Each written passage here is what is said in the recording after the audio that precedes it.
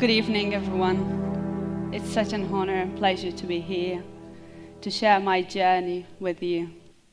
A journey that defined who I am and shaped my work that I'm doing now. It's a story of passion, purpose, and power.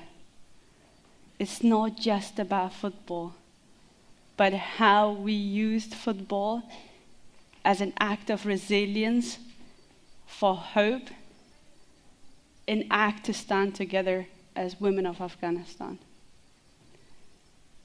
Growing up in a very young age, in a male-dominated country, in a war zone, in a country where it's known according to the UN as one of the most dangerous countries for women and girls, Afghanistan, that's my country.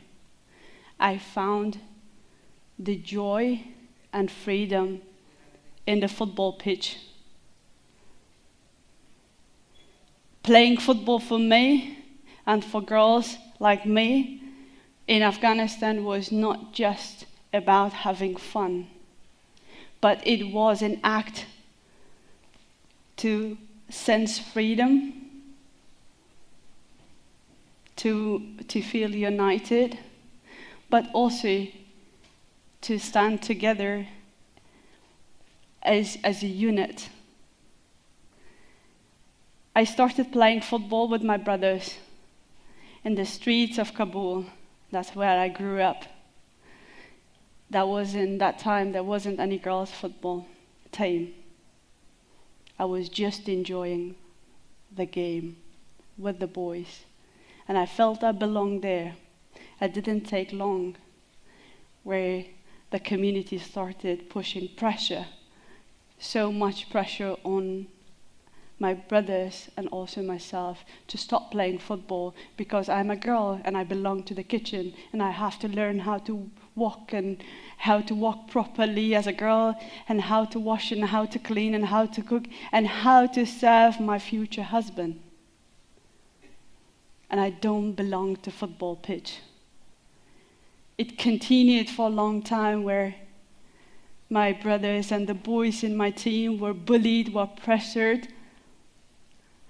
I had to find an alternative, to not give up. And that's where I started taking the ball in my school. And I started together with the support of my mum, which I love her the most. She was my school teacher, my PE teacher. We started a girls' football team in my school. We were playing to enjoy the freedom away from the pressure that we should walk certain way, talk certain way, do things certain way because we are girls. That pressure to feel free and enjoy the time, the sisterhood that we created through football. And unfortunately, it didn't take long where a group of men attacked our school and found out that we are playing football. And they took the ball that we called as a magic ball because the minute that starts rolling, it brought the joy to us. And they rubbed that ball, they destroyed the ball with the knife and told us women cannot walk properly how they can play football. It's against the honor of man. We should stop playing football.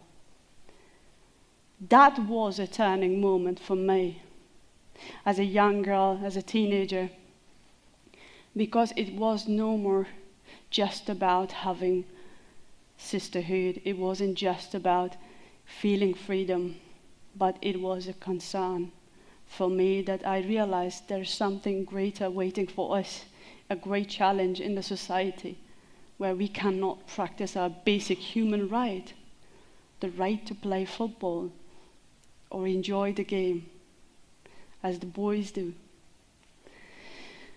That was the moment from a passion changed to purpose in my life, and I took the love for the game to a purpose in my life, a mission that I'll use football as a tool to stand for my right as a woman of Afghanistan and to stand for the right of my sisters in my country.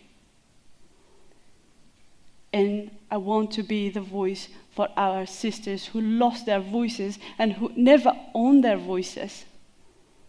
And we were a group, small group of girls. And that's the movement for women's rights through football that started in Afghanistan. And as a result, the first women's national team of Afghanistan and the first league of women's football in Afghanistan was established. We made the history for the first time. We played for the national team of Afghanistan. It was a tough journey. It came with so many costs. We were harassed. We were physically abused. We faced so many challenges, grave dangers in the society.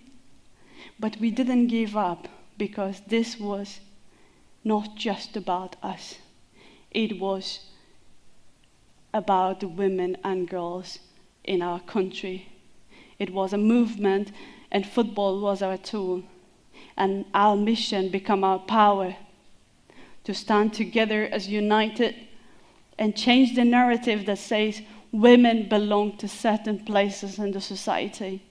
To not allow certain group to decide for us where we belong to. We're half of the population, and we should own our voices, our space in the society, and have equal right. That's what motivated us. It was beyond us and was bigger than us. Unfortunately, due to my activism, I couldn't continue my life in Afghanistan. And overnight, my life story changed. I had to leave my country, my home. I had no time to say goodbye to the loved ones. I had to save my voice for a greater purpose. And I started my journey as a refugee. I didn't know what's waiting for me. I had to go undercover, live in different countries, seek asylum, go through the asylum process that is the most traumatizing process. And I'm talking about Europe. I lived in different Scandinavian countries and been through a different asylum process. Ended up in Denmark and got refugee status in Denmark. In Afghanistan, our challenge was different. It was about man and women. But living in the Western world in Europe, that we knew in our countries about something different about Europe. But this time it was different. The narratives about refugees and about us was written so wrong and negative. Even we didn't get the chance. We never got the chance to tell our stories. But the narrative was written already about us. So negative that people judge our community without even knowing who we are, our stories, what we are bringing on the table. And the resources, the richness that we are bringing because of our life stories, our life experiences.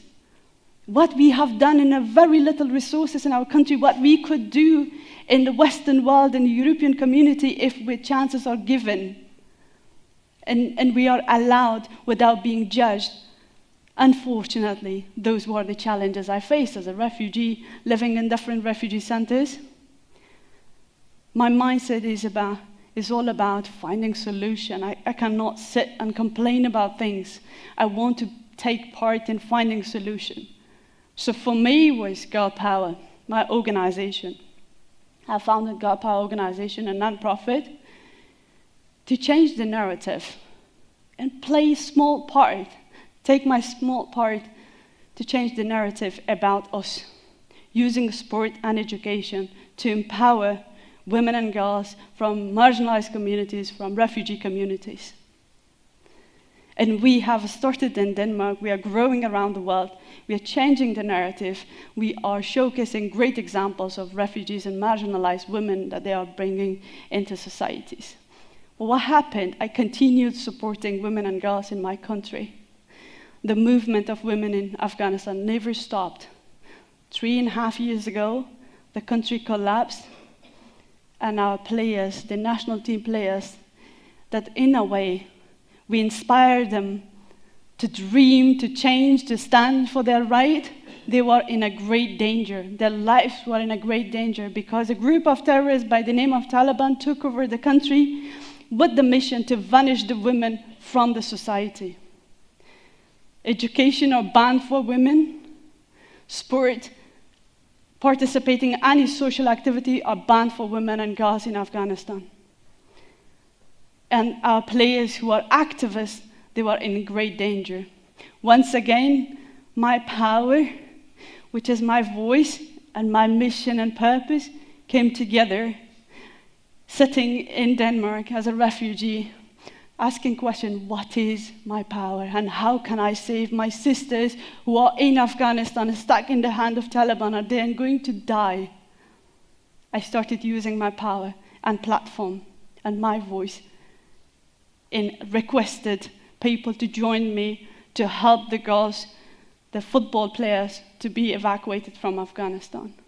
And as a result, we managed, a great group of amazing people from across the world joined this movement, and as a result, we have managed to evacuate and find safer spaces for senior women's national team of Afghanistan, for the junior women's national teams, for so many footballers and their families. More than 600 women and girls with their families are evacuated from Afghanistan. They are living as refugees across the world, and they are still advocating for the women of Afghanistan. Sometimes we are told that we don't have power as individuals because it's only politicians, only people with certain titles in the society have the power. But we as an individual, once we know what's our passion and how to turn that as our purpose and how to use our purpose and passion together to make a difference in our society as individuals, that's the best thing once we know how to do it.